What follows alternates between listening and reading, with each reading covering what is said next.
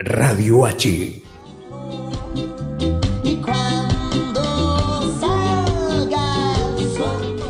19:35 y estamos aquí en Salgan al Sol en Radio H y estamos en comunicación con un doctor en demografía, investigador del CONICET, linda época para investigar, ¿no? Con este gobierno, el doctor Jorge Paz. Hola Jorge, ¿cómo te va?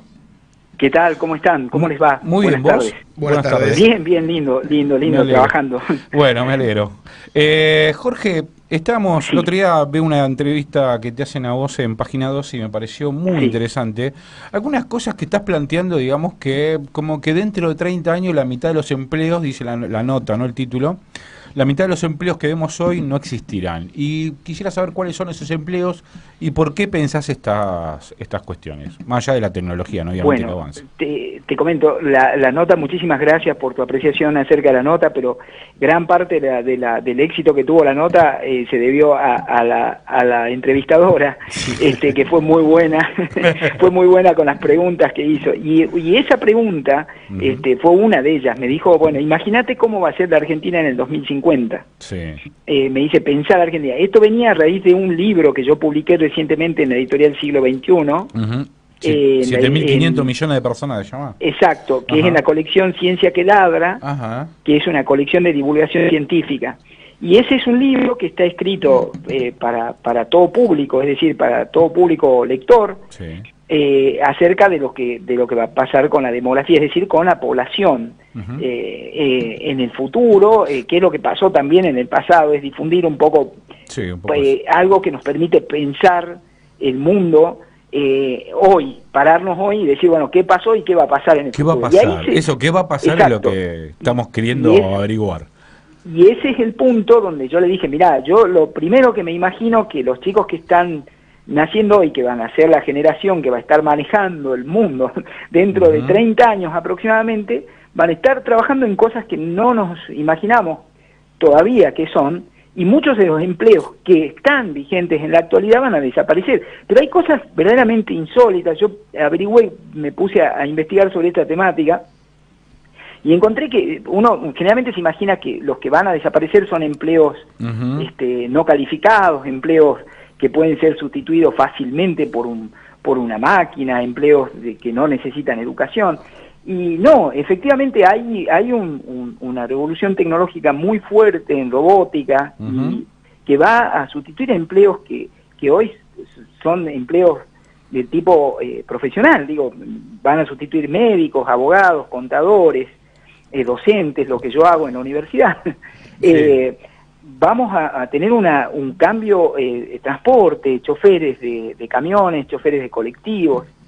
Son empleos que van a tender a desaparecer. Hay investigaciones muy fuertes en economía que muestran efectivamente cuál es la probabilidad que tiene cada ocupación de desaparecer de acá a los próximos 20 o 30 años. Una cuestión que dicen estos investigadores, la gente que trabajó más cerca sobre esta temática, dicen que cuanto más fácil es describir qué es lo que hace uno en su trabajo, más probable es que ese trabajo desaparezca. Mira. Entonces, si yo soy capaz de decir qué es lo que hago, eso puedo transmitírselo a una máquina y decirle, bueno, hace esto, yo te paso el prospecto y reproducí este movimiento. Qué suerte, disculpame que te interrumpa, qué suerte que tenemos los sociólogos que nunca podemos explicar lo que hacemos. Yo que soy trabajador social, imagínate. Justamente, la sociología está en la disciplina está entre las 5 últimas más seguras. Esa no va a desaparecer, de acuerdo a estudios que hicieron con algoritmos matemáticos y todo lo demás, le asignaron probabilidades a los distintos puestos de trabajo. Los psicólogos, los sociólogos van a ser los... ¿Y los politólogos? Los politólogos desaparecen. Y los politólogos también. Todo lo que son ciencias sociales y de la conducta están en la parte de la lista de empleos que no van a desaparecer, digamos. Por lo menos, al menos en este mediano plazo que estamos pensando en el 2050. Jorge. Bueno, entonces ese es un punto importante porque, digo, bueno, que y no es que van a desaparecer quizás pensemos en el caso de la medicina, digo, el médico va a seguir existiendo, pero va a ser otro tipo de médico, porque hoy te pones un reloj y ese reloj te calcula el ritmo cardíaco, te hace un electrocardiograma, te toma la presión. Sí. Entonces el médico va a poder estar haciendo un seguimiento continuo desde su consultorio y avisarte, quizás se le prende una lucecita roja cuando tu reloj a través del celular le transmite algún mensaje de urgencia y te va a llamar y te va a decir, mira, tenés que pasar por el consultorio porque tenés un problema y te tengo que internar. ¿Ah? Claro. Sí, digamos una perfección de la medicina preventiva, digamos. Es esto, exacto, ¿no? De la preventiva, exactamente, que es lo que uno, esto tiene mucha lógica, porque uno cuando decía que un médico era un buen médico, un clínico, por ejemplo, que había visto muchísimos casos, ¿cuántos? Miles. Sí. Que tiene mucha experiencia, que ha presenciado muchísimo. Bueno, hoy el buscador simple de Google que manejamos todos nosotros, te permite llegar no a miles, a cientos de miles, a millones de casos, y si está programado, que hay una computadora que se llama Watson que ya lo hace, para el caso de abogacía y de medicina, te busca a todas las personas que son parecidas a vos y que tienen dolencias y síntomas similares. ¿Van a desaparecer los abogados? Sí, también. Ay, el mundo mejor se viene, vamos, todavía para festejar.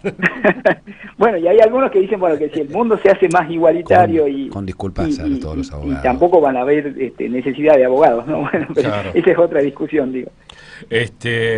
Jorge, y es muy interesante lo que planteas, ¿no? Pero quiero profundizar en algo mucho más, o sea, mirando hoy, ¿no? La Argentina, digamos, hoy tenés una importante desnutrición infantil, sobre todo en los últimos años, y cómo serán esos trabajadores, ¿no? Que, digamos, se van a encontrar con esta robótica, con esta ingeniería, digamos, ¿cómo pensás, digamos, que se va a ver la pobreza, digamos, los indicadores sociales nos interesan, digamos, desde acá, ¿no? Porque la Argentina, pensada en el mercado laboral, pareciera todo más simple con la tecnología, ¿no? Pero no sé si están así en el sentido de que no muchos podrán acceder a esa tecnología, digamos, de punta, por así decirlo. No sé cómo lo ves.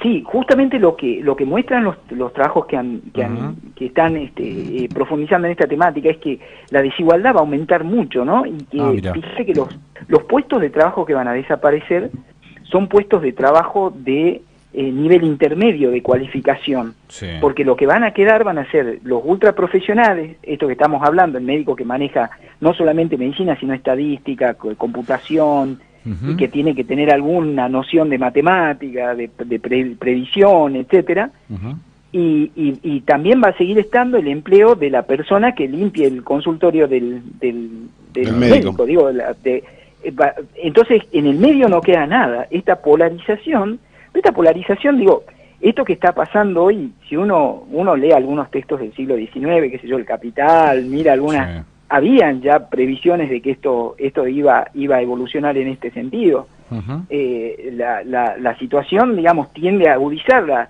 la desigualdad social, la pobreza, por ende la pobreza, y esto lo está mostrando la investigación económica y sociológica contemporánea. El libro de Piketty, que tiene 800 páginas, tiene datos a montones que te muestra ese aumento brutal que se está dando en la desigualdad económica en todos los países del mundo y principalmente en los países capitalistas más avanzados, ¿no?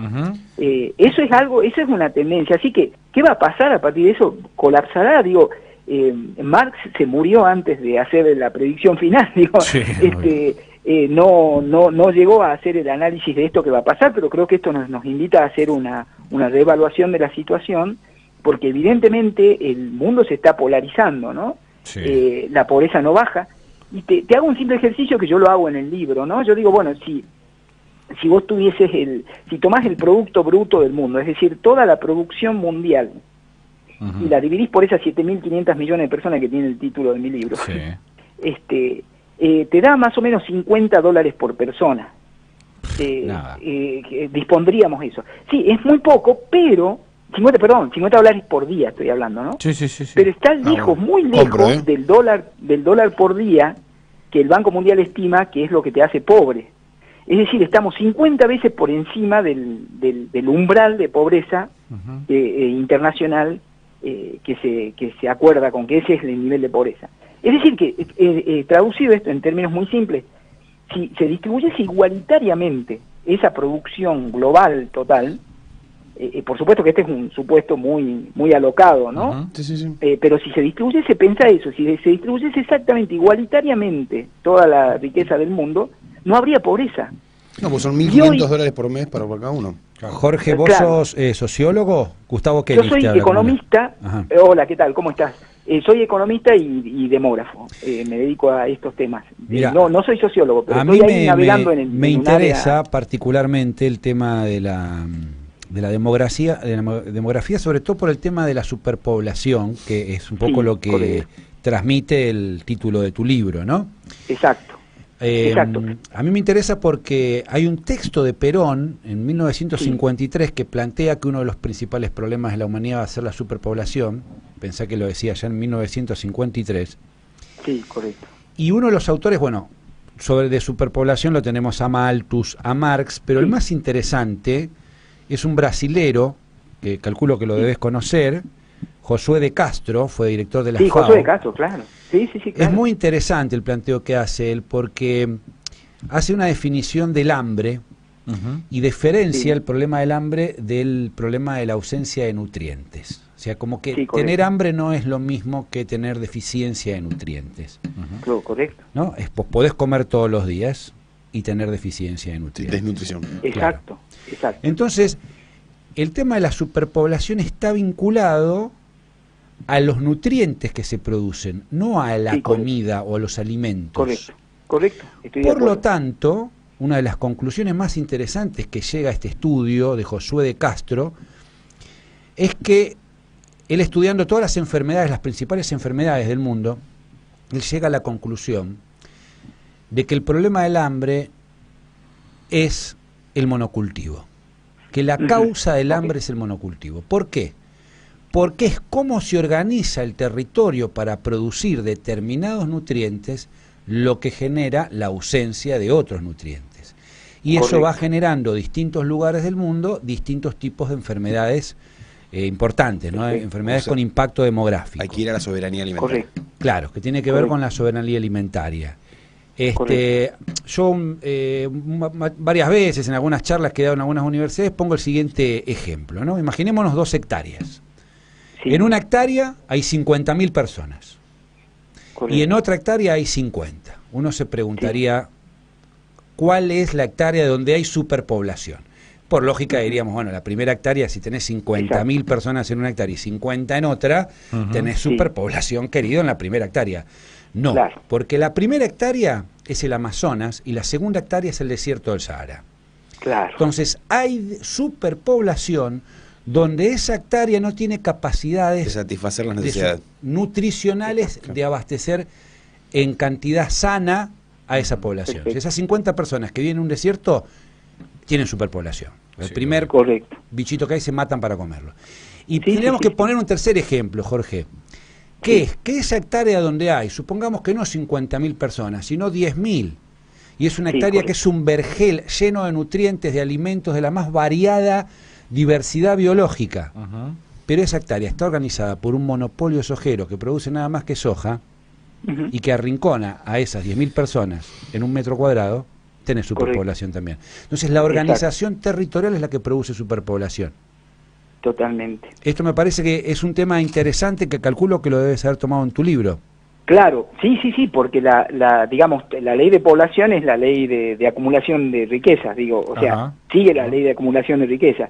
Ahora te agrego algo que me parece muy interesante en lo que estabas planteando, y es el tema de la distribución, que es lo que yo estaba planteando cuando estábamos hablando de este tema, porque yo lo que te digo es, lo que digo en el libro es justamente de que el tema de la superpoblación, como lo miraban en los 60, en los 50, eso no se dio, la población, no va a haber superpoblación en términos estrictamente demográficos. No estoy poniendo el sistema productivo, no estoy poniendo al sojero que vos pusiste en el ejemplo, sino estrictamente hablando, haciendo la relación de población, recursos, no va a haber superpoblación. La población se va a estabilizar alrededor de 10.000 millones de personas, estamos pensando en el 2100.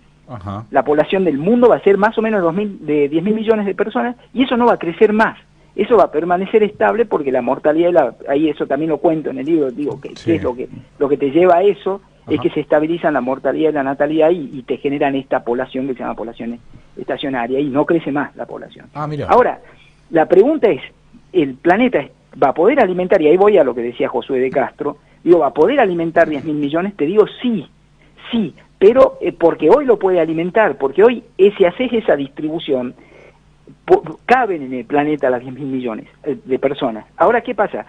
Si vos hagamos un supuesto, si un ciudadano francés, si un ciudadano del mundo consume lo que hoy consume un ciudadano francés, un ciudadano norteamericano, se pueden alimentar, esos son los cálculos que hace Hervé Lebras, que es un demógrafo que yo cito ahí en el libro, podés alimentar entre 2.000 y 4.000 millones de personas, nada más, el planeta. Claro.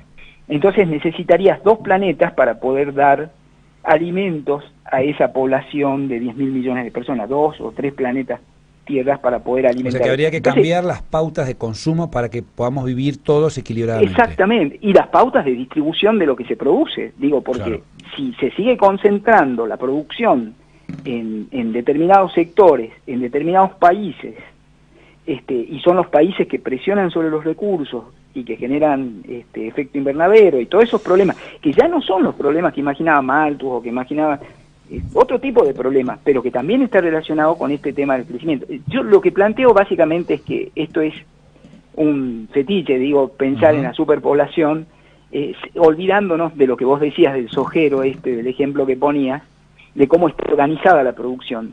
O sea, la población no es excesiva, sino que lo que está organizado de una manera que, que te lo hace excesivo es la economía. Digo, eso te convierte una superpoblación en superpoblación. Claro, José de Castro llega a la conclusión de que él discute con Malthus muy fuertemente, ¿no? Y dice, Malthus tenía la teoría de que los alimentos se reproducen aritméticamente y las personas geométricamente. Entonces dice, la conclusión que siempre arribaba Malthus es y no se puede cambiar el destino de la humanidad, va a haber hambre siempre. Esa conclusión llegaba a Malthus. Y José de Castro le dice, mira, me parece que me estás chamullando, le dice José. Y le dice, vos me estás chamullando, le dice José de Castro. Porque el problema es el monocultivo. Lo que demuestra José de Castro en su libro, Geopolítica del Hambre, es que es el monocultivo lo que genera superpoblación. Porque si hay las cantidades de territorio que existen en el mundo, y esos suelos se conservan en su fertilidad y en su riqueza de genética, y se conserva y se producen alimentos de variada nutrición, con vitaminas, con minerales, con distintos tipos de proteínas. O sea, se puede mantener una población bien alimentada si hay una política de producir alimentos variados. El monocultivo, que es para hacer negocio, no para hacer alimentos, como por ejemplo la soja, es el que genera la superpoblación. Y ese problema nutricional que mencionabas al principio cuando estabas hablando, que quizás no es hambre, pero sí es un problema nutricional, digo, que te lleva, él habla de las hambres específicas, él habla, el hambre específica tiene que ver con la ausencia de determinado nutriente. Si una persona que come todos los días harina, o se come un pancho en Once, se come un patty en Liniers, y una porción de pizza en Moreno, es una persona desnutrida. Soy yo. Es una persona que no tiene vitaminas. Correcto. Eso te lleva también a esta noción de que que también es un fetiche el pensar de que las personas obesas son personas que tienen dinero, y no pasa eso necesariamente, porque podés tener un problema de obesidad. De hecho, en el mundo hay 2.100 millones de personas obesas. Y de ese grupo de personas obesas hay muchísimos que son pobres, ¿no?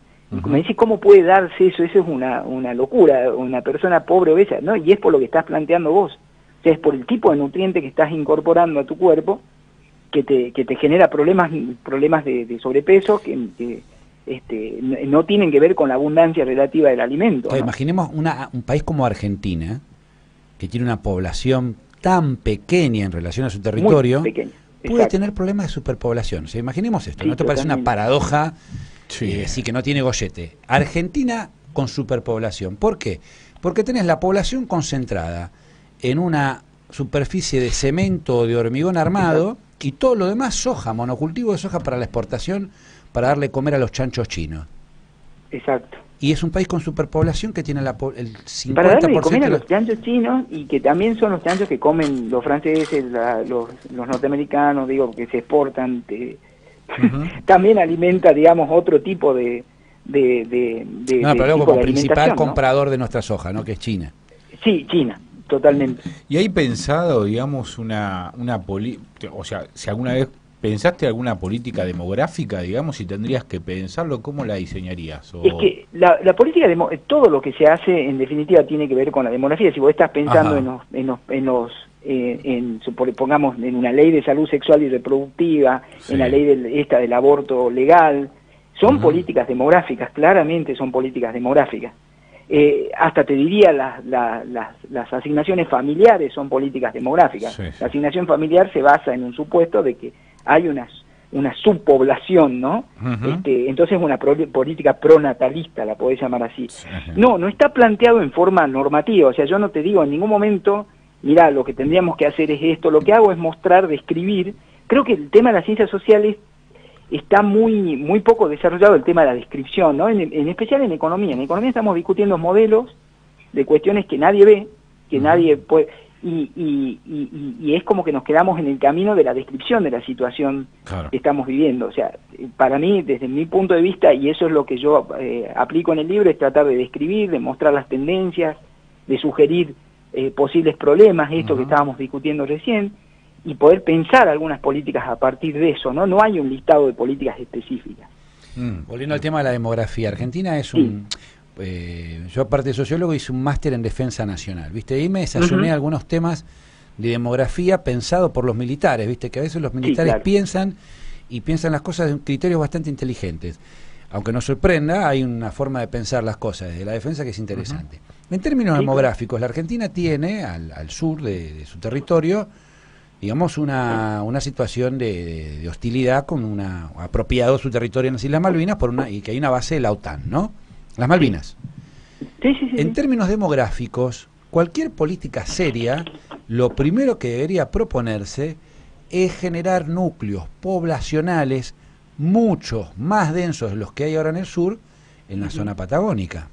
Porque vos tenés enfrente la posibilidad de que la proyección de la base de la OTAN de las Islas Malvinas intente acaparar territorios patagónicos. La forma de repeler o disuadir eso es generando demografía en la zona de Patagonia. Calculo que eso tenía que ver alguna vez con la idea de Alfonsín de trasladar la capital. Sí, claro, claro, ¿no? Porque eso es lo que tenés que generar, una política migratoria, claramente. O sea, ahí el factor clave es la migración, más que lo que podría ser una política de quizás más largo plazo de natalidad o de más bien una política de migración. Y eso es lo que tuvo en la mente, justamente te estaba diciendo, estaba pensando en eso cuando estabas relatando esta cuestión. Esa fue la intención cuando se planteó la posibilidad de trasladar la capital, ¿no? Que es un poco lo que hizo también Brasil, en algunas ciudades como Brasilia, trasladar centros cívicos y generar núcleos de población ahí donde son necesarios, ¿no? ¿Cómo ves la Argentina en términos de un análisis demográfico? ¿Es demasiado macrocefálica?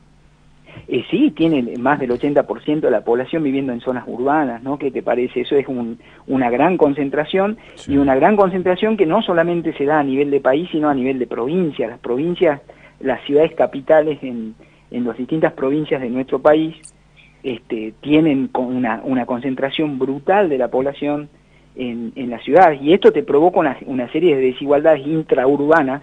O sea, esto que estábamos hablando de las polarizaciones y demás, ciudades que no dan abasto para abastecer las necesidades de la población, y terminan generando polos, qué sé yo, tenés asentamientos espontáneos por un lado y tenés barrios privados por otro.